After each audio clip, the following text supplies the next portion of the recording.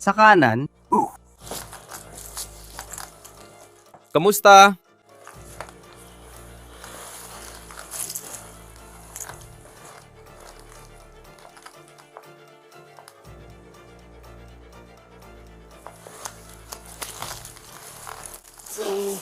Ipinakita sa bagong body cam video ang natuklasan ng pulisya na isang babaeng ilang araw nang patay sa kanyang bahay. Dito ka ba talaga nakatira? Sir, sige, ilang araw na siyang patay. Sige. 326 Headquarters. Kung di pa kayo nasabihan, kumpirmadong 30 ito.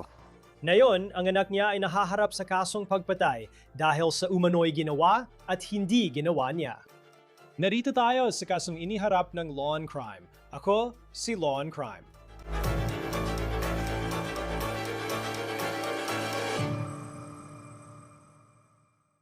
Isang kaso ito ng umano'y matinding kapabayaan, kaya ang isang anak sa Oklahoma ay nahaharap sa kasong pagpatay. Bibigyan ko kayo ng babala, mahirap panuurin ang bagong body camera video na ito. Ito ang bagong labas na body cam ng pulisya sa Del City na hindi kalayuan sa Oklahoma City na tumutugon sa isang tawag noong Pebrero tungkol sa isang 70 anyos na babaeng namatay.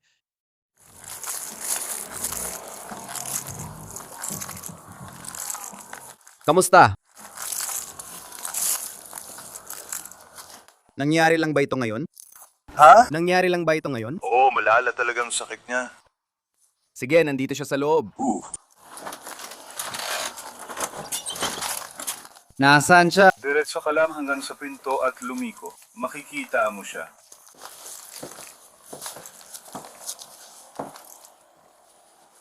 Sa kanan? Oo. Kamusta?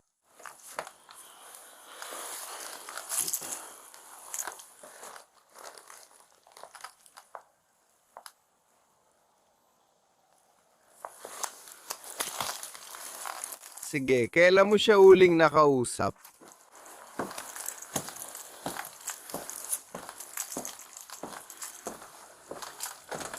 Kailan mo siya huling nakausap? Mga 3 o 4 na araw na nakalipas. Sige. Tulad ng sinabi ko, talagang may sakit siya at natutulog lang siya palagi.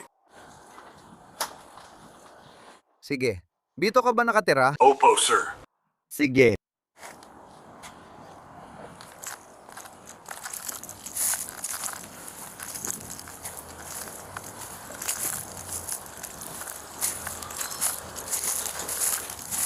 (326-508), patuloy kang magiging eksena ko.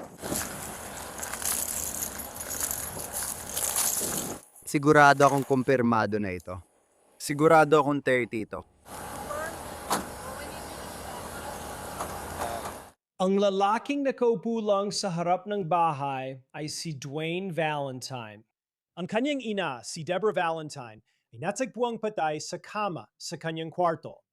At makikita mo sa body cam video dito kung gaano karaming basura at iba pang mga bagay ang kumupuno sa bahay na ito. Makikita mo rin na may mga kahon ng Mountain Dew na hindi pa nabubuksan sa kama niya. Ngayon, sinasabi ni Dwayne, ang anak, na ang kanyang ina na si Deborah ay may sakit at madalas natutulog. Kahit sinabi niyang nakatira siya sa bahay, sinabi ni Dwayne na 3 o 4 na araw na siyang di nakakausap ang ina. Sinabi pa ng pulis na nakita rin niya ang mga daga sa loob ng bahay.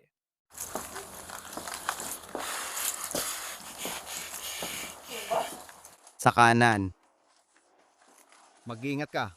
May mga daga at kung ano-ano pa dito sa loob. May mga daga at kung ano-ano pa. Dispatch, parating na kami sa lugar kasama ang pulis at si Pepper.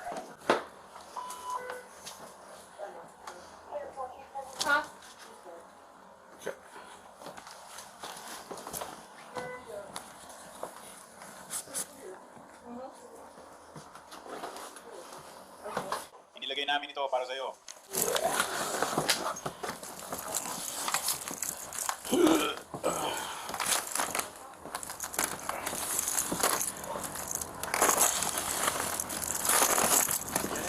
Makukumpirma ito. Medyo nasa kanan talaga. May nakita akong lalaki dito. Hindi.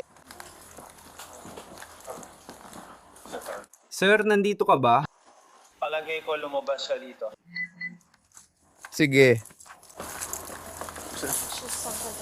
Sige, ganito. Sinabi niya na nakipag-usap siya. Sinabi niya na nakipag-usap siya sa kanya kahapon. Sinabi niya sa amin ilang araw na ang nakalipas. Sige, salamat. Mga pare. At dito siya nakatira. Ay! Sandali lang. At sinabi mong dito ka talaga nakatira, ha? Dito ka talaga nakatira? Who? Sir. Sige, ilang araw na siyang patay. Sige. 326 headquarters. Kung di pa kayo nasabihan, kumpirmadong 30 ito. Kung makakausap mo ang supervisor sa Rome,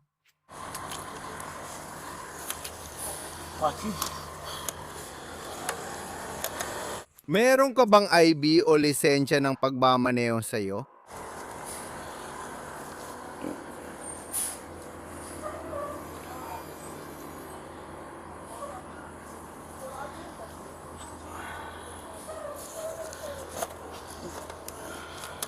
At meron akong pahayag dito na kailangan mong kumpletuhin.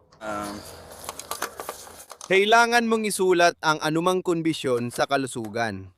Tulad ng, nung nakita mo siya ngayon at tumawag ka sa 911 na. Nung alam mo na at sa madaling salita kung anong mga gamot o sakit na alam mong meron siya. Jake, tatawagan kita, Buck.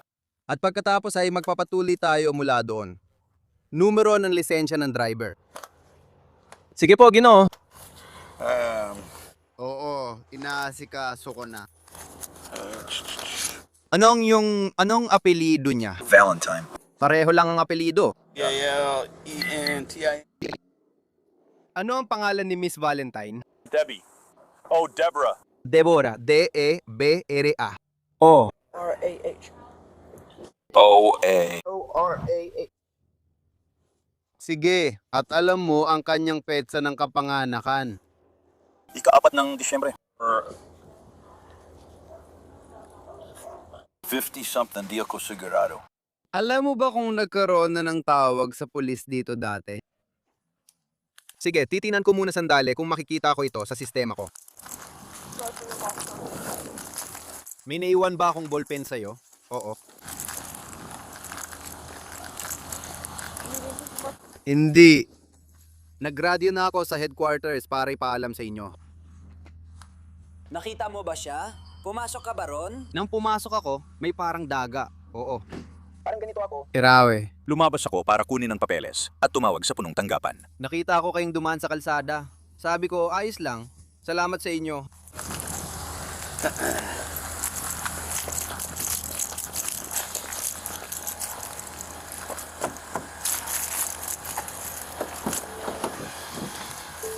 Ito ay sa maraming paraan talagang isang malungkot na sitwasyon, sa totoo lang, na malaman na namatay ang babaeng ito sa ganitong kalagayan.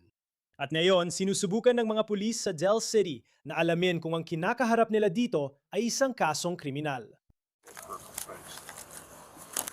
Ginoong Valentine, alam mo ba kung nasaan ang ID ni Mama? Nasa may ilalim ng kama yon. Sa ilalim ng kama. Sige. Sa tingin mo, so nakuha ko si D. May kapatid ka ba? Dalawa ang kapatid ko. Sa tingin mo ba may nakakaalam sa kanila ng tamang spelling at eksaktong birthday ni Mama para sa atin? Oh, darating ang bunso kong kapatid na lalaki. Sige. Sige, pagdating niya, ayusin ko yon. Ipapakita ko talaga sa'yo kung ano ang nangyayari. Tingnan natin kung gagana ito. Tingnan natin kung ano ang meron tayo. Sabi niya may sakit siya. Pero kahapon o nung isang araw lang daw niya ito tiningnan.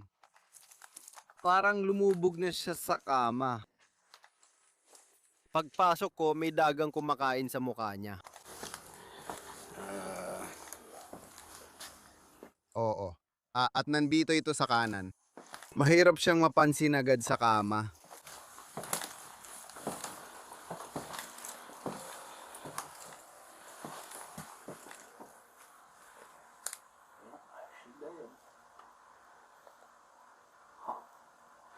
Oh, Para nakalimutan ko dalhin ang cellphone ko para makakuha ng mga litrato. hindi ko maintindihan. Medyo wala talaga siyang alam sa lahat ng nangyayari. Hindi niya nga kilala ang nanay niya. Mori, hindi niya yan sinabi sa akin. Dito siya nakatira, kasama niya. Binigay niya sa akin ang maling baybay ng nanay niya. Oo, sa tingin ko, may iba pang mga pamilya na paparating.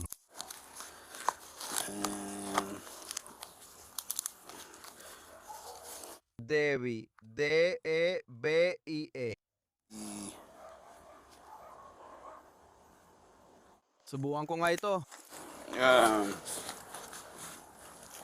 Hindi niya alam. Papupuntahin ko siya pagdating ni Kuya. Ako nakukuha ng medical history at iba pa. Okay ba na ako na lang makipag-ugnayan pagkatapos? Sige. Diyos ko. Baka mula pa nung protesta, naka-on ang ilaw sa likod ko habang nagmamaneho ako. Matagal na rin yon. Sa tingin ko, hindi ko siya binuksan dito.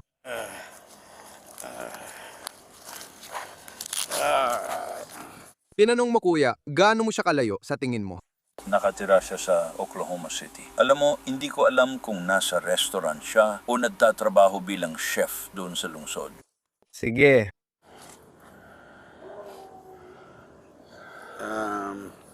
Alam mo ba kung araw-araw umiinom ng gamot si mama? O kung may iniinom siyang gamot?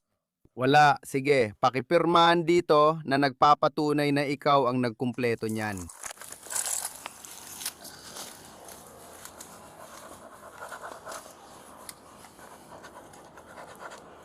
Sige. Ano ulit ang huling 4 na numero ng social mo? Ibigay mo na rin ang yung numero ng telepono.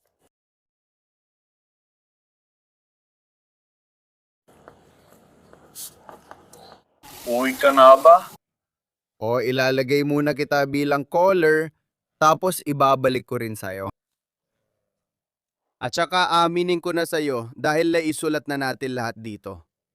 Bala ko talagang gawin yon habang ginagawa mo to. Alam mo ba kung ilang taon ka na? Ako ay 52, malapit ng 53 ngayon. Nakuha ko na. Ibabalik ko na yan sa'yo ngayon. Nakasulat ito rito. See? Babalik agad ako, Mr. Valentine.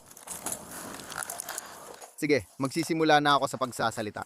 Mga 10 minuto pa bago dumating si Kuya. Yun lang ang alam niya. May sakit si nanay.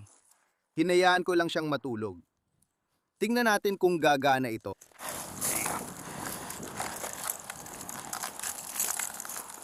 Duda ang pulis kay Dwayne Valentine dahil daw hindi niya alam ang tungkol sa nanay niya at sinabing hinayaan lang niyang matulog ito ng ilang araw. Pero mukhang matagal nang patay ang biktima ayon sa opinyon ng mga pulis na nasa lugar.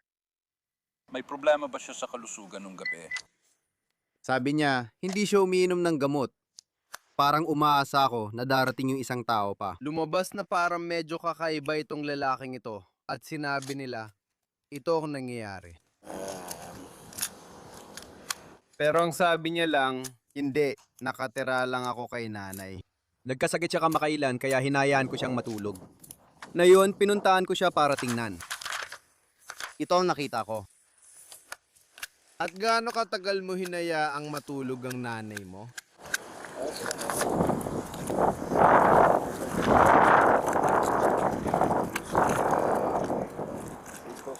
Heto na tayo. Kahit ano pa ang kondisyon niya. Lalapitan ko siya para kausapin. Siyang mama mo, di ba? Gaano ka nakatagal kasama si mama?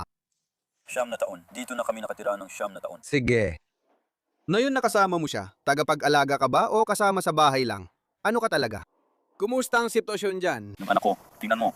Nakuha ko ang kustodyo ng anak ko. Pagkamatay ng tatay ko, lumipat ako sa bahay ng nanay ko at tumulong sa pag-aasikaso. Sige. Malala ang problema niya sa tuhod at magpapa-opera na sana. Pero bigla siyang nagkasakit na matindi. Sige. Ngayon, alam kong paulit-ulit mong sinasabi na nagkasakit siya. Ano bang ibig mong sabihin na nagkasakit siya? Ano bang nangyari? Nagsusuka siya, sumusufa. Talagang na-dehydrate siya. Umiinom naman siya ng tubig at iba pa. Pero sinilip ko siya ng ilang beses sa isang araw at huminga naman siya at ayos lang siya. Pero inayaan ko siya matulog mang linggo. At ngayon ko lang siya sinilip ulit at hindi na siya tumutugon. Sige. Ano sa tingin mo? Alam mo ba, anong araw na ngayon? Martes na yun. Sige, sige. Sabi mo, hindi siya nagpupunta sa doktor o kahit saan. May appointment siya kay Dr. Barrett para ipacheck ang tuhod niya at balak din niyang kausapin ito tungkol sa depresyon. Sige. Yun lang ang alam ko. Pero siya. Pabalik-balik ako sa ospital dahil may cancer ako. Pag tumatayo ako, nawawalan ako ng malay. Dinala nila ako sa ospital at siya ay na-admit sa ospital dahil hirap na hirap siyang tumayo at kumilos. Nakaratay siya sa kama dahil hindi siya makabangon at makalakad-lakad. Gaano nakatagal mula nun? 2 o 3 buwan ang nakalipas. Sige. At may dumalaw bang nurse o mga nursing aide o kahit sino na katulad nila? Sige. May power of attorney o katulad na dokumento ba? Sige. Paparating na rito ang bunso kong kapatid na lalaki. Siya ang kukuha ng lahat ng detalye para sa'yo. Sige, sige. Ngayon, nakatira pa ba ang anak ng lalaki? Ibig kong sabihin, dito ba nakatira ang anak ng lalaki kasama ninyo? Hindi na nakatira dito ang anak ko lalaki. Sige. Nakatira siya sa Norman.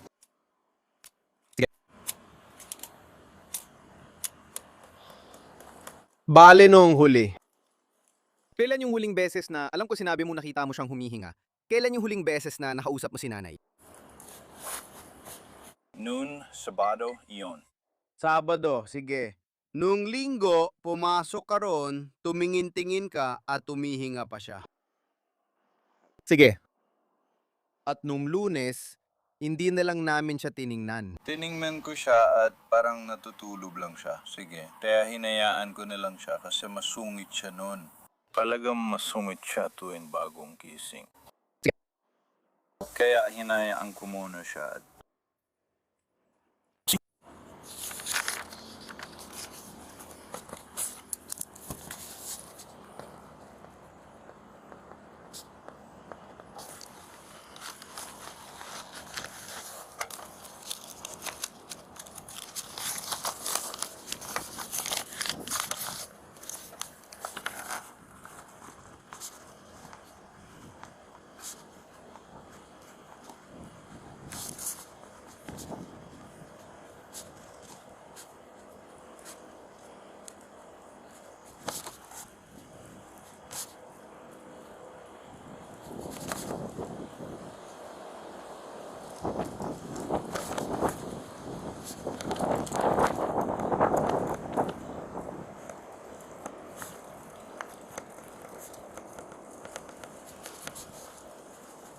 Anong araw mo sinabi na nagsimula ang sakit? noong Mga Webes. Sige. Alam ko na nung kinausap ko ang opisina ng medical examiner kasama siya, tinawag nila itong unattended death dahil walang medical personnel. Ibig sabihin, walang doktor o nurse na naroon nung namatay siya. Tinanong sa akin lahat ito ni Adele. Nagsuso ka siya. Nakausap ko siya.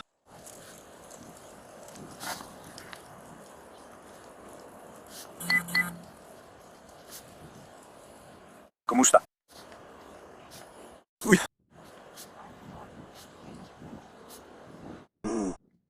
Wala na siya.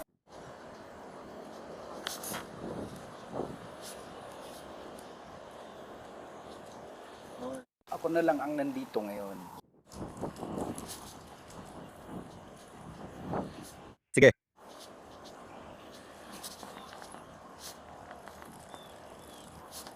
Oo, gagawin ko.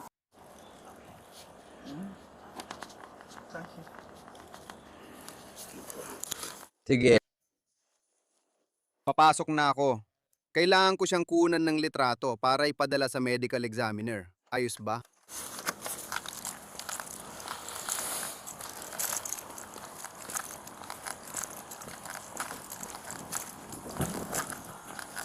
Kukunin ko cellphone ko, magsisimula na akong kumuha ng litrato.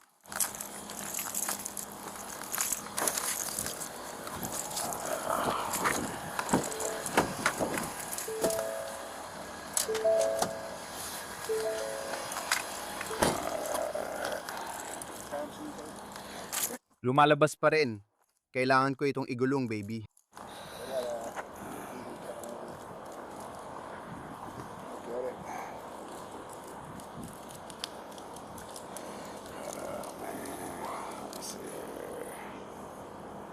Talking with him from over there. Oh, it sounds like a picture for some. Teka pa nada.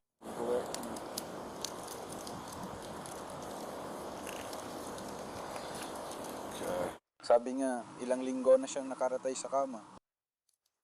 Oo. Sa tingin ko, umiinom siya. Oo, at sabi niya, Sabado. Nagsimula to nung Webes. Sinasabi nilang umiinom siya ng likido, pero nakaratay siya. Kung hindi mo siya pinapainom, paano niya maiinom yun? At pagkatapos, Sabado sila nag-usap. Linggo, nakita niyang humihinga siya. Lunes, tiningnan niya at mukhang natutulog lang. Hindi ko alam. Ang totoo niyan, may iba pang pamilya at mukhang may nakausap na siyang ibang kamag-anak. Sa tingin ko, matagal na talaga siyang ganoon. Pero baka sigurado namang matagal na nga. Kaya.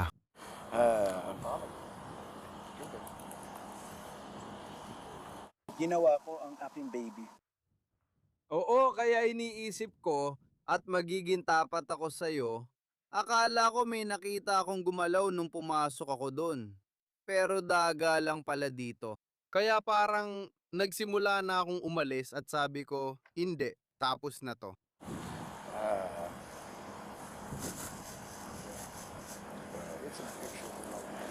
Oo. Bumalik ulit sa loob ng bahay ang opisyal at muli, napakahirap talagang tingnan ang eksena.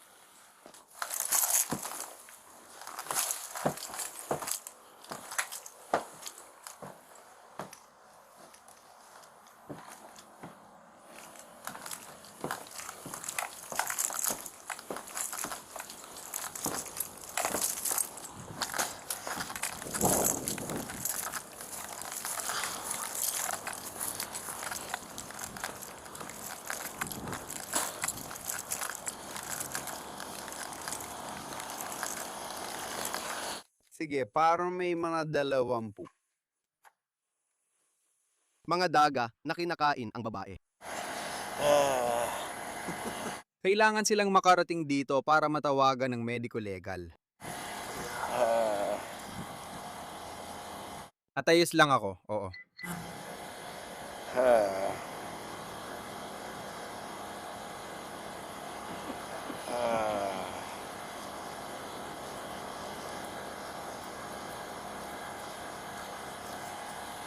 Pwede mo ba? Ito ba ang ipipresenta mo lang? Tulad ng DPC na wala sa kustodya, lahat ng iyon. Kailangan natin ibigay ang anumang impormasyon mula sa... Medico legal. Sige.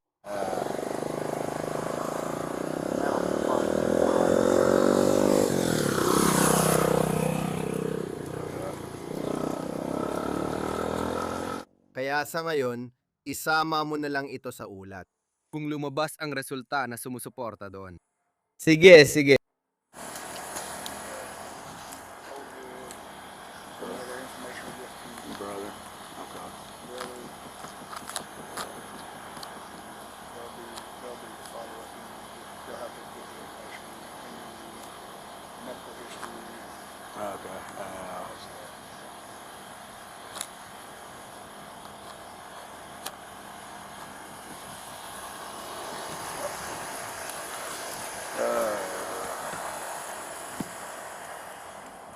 Hindi niya alam.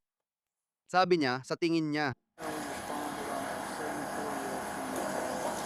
Akala niya nasa pagitan ng 73 at 80 siya. Tingnan mo, gumagana.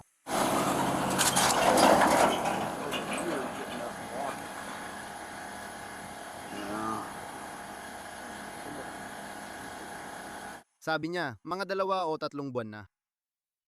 Naghihintay ang opisyal sa medical examiner at mga detective.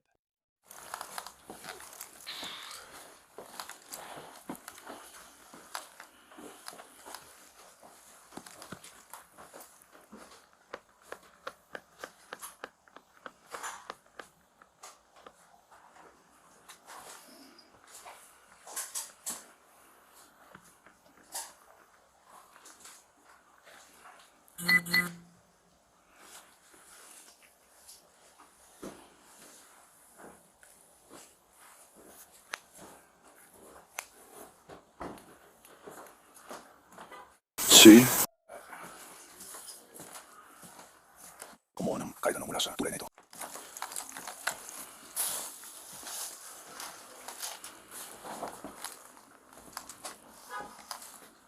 Sige. At oo, kung maghihintay ka lang dyan, sisimula na nila yung proseso na sinasabi ko sa'yo. Okay?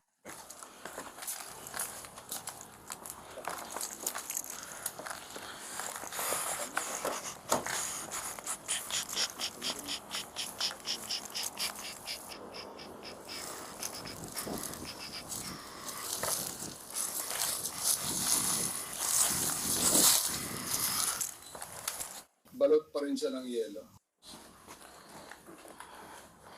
Tumakbo sila nung huli kong pumasok doon.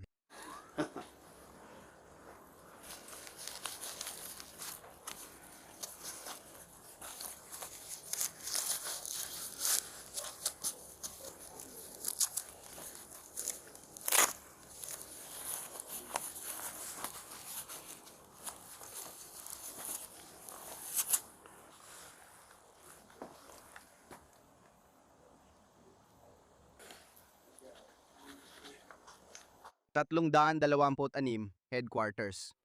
Susubukan namin ang 43 open name na ibang baybay.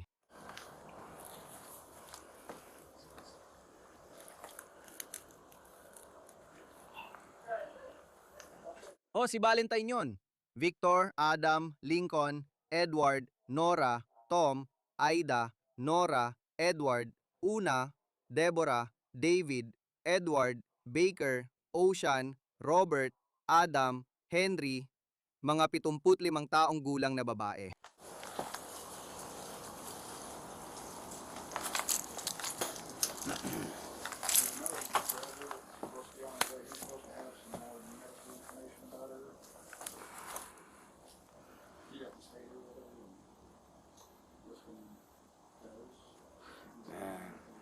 Hindi niya alam kung kailan may ibang tao rito. Sabi niya, nagtatrabaho ang kapatid niya ng 70 oras linggo-linggo. Hindi sigurado. Hindi, yung isang kapatid pa. Sa tingin ko, siya lang ang matagal na niyang kasama dito sa bahay.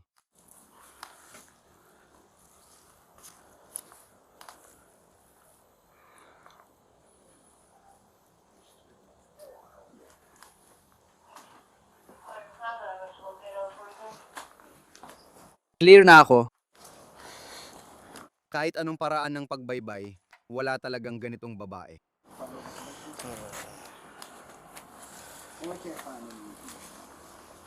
Sabi niya, dapat alam ni kuya ang birthday ni mama.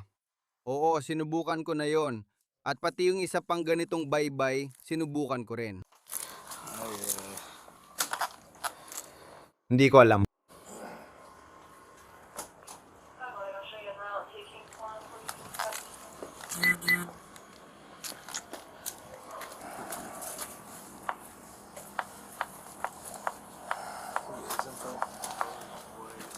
Nasa loob na siya ng patrol car. Hawak na namin siya o nakuha na namin siya. Wala pa akong impormasyon tungkol kay kuya. Hindi ko siya makita. 4 na spelling ang binigay nila. At hindi ko rin alam ang birthday niya. Walang lumalabas kahit anong pangalan ilagay ko. Kaya umaasa akong dumating ang kapatid. Siya talagang nakakaalam ng petsa ng kapanganakan. At baka makakuha tayo ng kahit ano.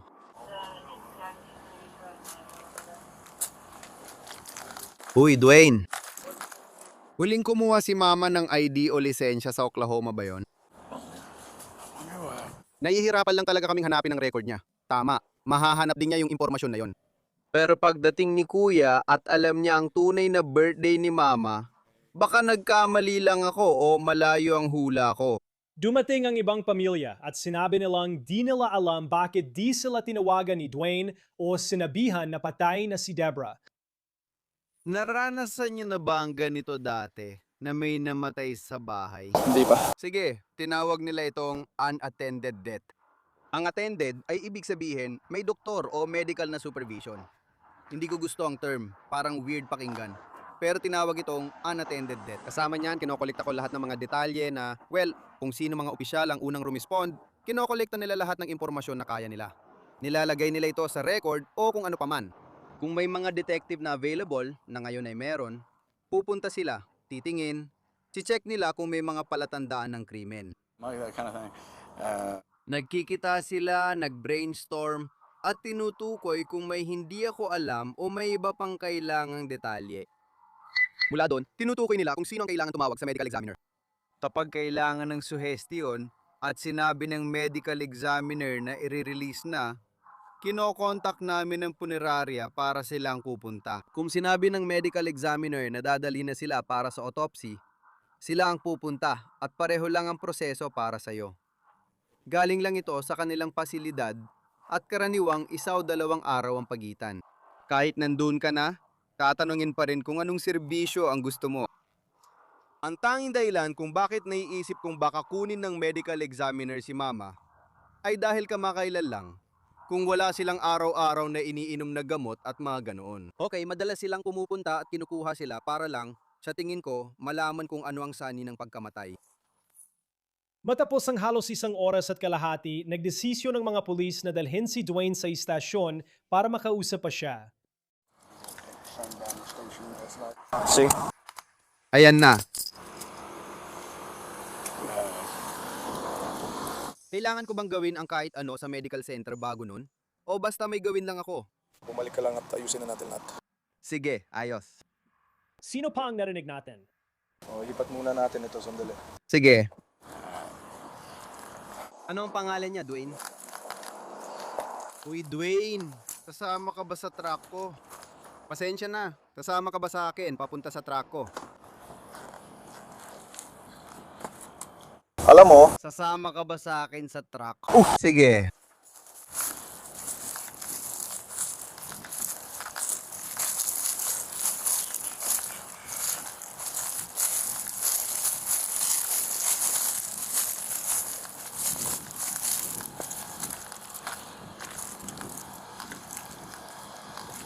May kailangan ka ba sa bahay? Gusto nilang isama kita para makausap at makuha ang detalye para maayos ang lahat. Susunod ako sa iyo, papunta sa istasyon. Kailangan kitang dalhin. Kasi ngayong nandito na kami sa lugar, tuloy-tuloy na ang lahat. Ganun talaga ang proseso. Sige. At meron ka bang okay lang ba nakapkapan kita? Sisiguraduhin ko lang na walang... Sige.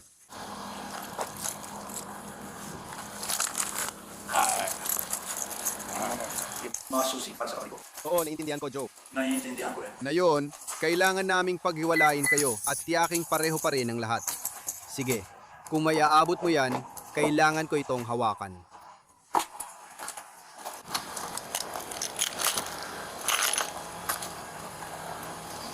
Ibigay mo na lang sa akin ang susi mo, ha?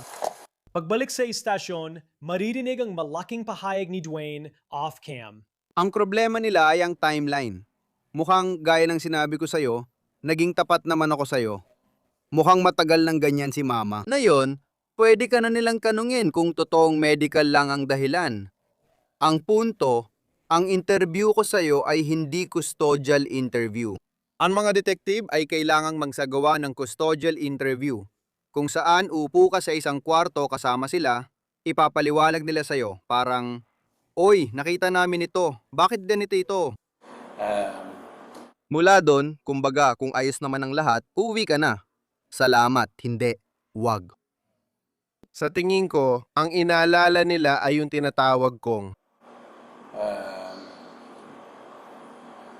Ano ba ang tamang termino doon? Sa palagay ko, tinitignan nila ito mula sa pananaw ng isang tagapag-alaga. Sige, sila ang kakausap sa'yo tungkol dyan. Hindi ako detektive at hindi ko alam paano gumagana ang mga yan. Lumapit lang sila sa akin at sinabi, "Sige, dalin mo siya dun sa itaas. Magkakaroon kami ng custodial interview sa kanya."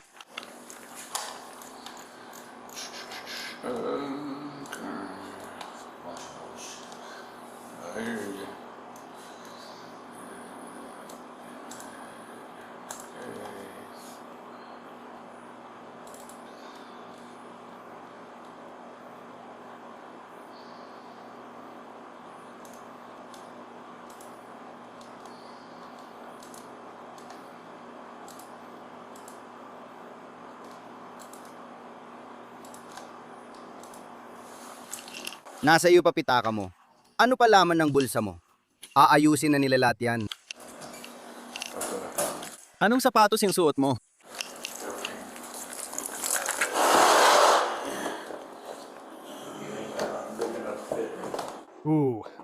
Tapat ako sa'yo. Baka maglakad ka munang nakayapak habang naghahanap ako ng sapatos para sa'yo. Iyon lang. Dahil may sintas ang sapatos mo, hindi nila papayagan na dalhin mo yan pabalik. Pero okay naman ang ibang suot mo, kaya hindi na kita papalitan.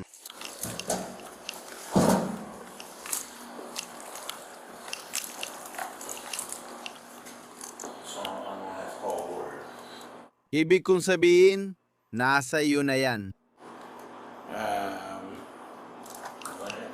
Halika ngayon, pag-usapan natin kasi hindi ko naman pinatay ang nanay ko, di ba? Sa tingin ko naman, hindi ka nila inaakusahan. Sa tingin ko, hindi ka naman nila inaakusahan ng ganun. Matigas ang ulo ng nanay ko. Ayaw niyang ginugulo siya kapag natutulog siya. Pag kinausap ka nila tungkol dun, sabihan mo lang sila, ha? Ayon sa online na talaan ng korte, si Dwayne Valentine ay kinasuhan ng isang kaso ng second-degree murder at pang-aabuso bilang tagapag-alaga. Sabi ng K4 TV, kinumpirma ng pulisya na iniimbestigahan ng Oklahoma Bureau of Investigation ang mga hinala ng pinansyal na pang-aabuso ni Dwayne Valentine. Nagpiyansa siya ng $50,000 at haharap muli sa korte sa katapusan ng Marso. Sa ngayon, pansamantalang malaya siya at may GPS monitor. Iyan na po ang lahat para sa kasong inilahad ng Law and Crime. Mag-subscribe sa YouTube at Spotify. Live din kami sa Peacock. Ako po si Chris Stewart. Hanggang sa susunod.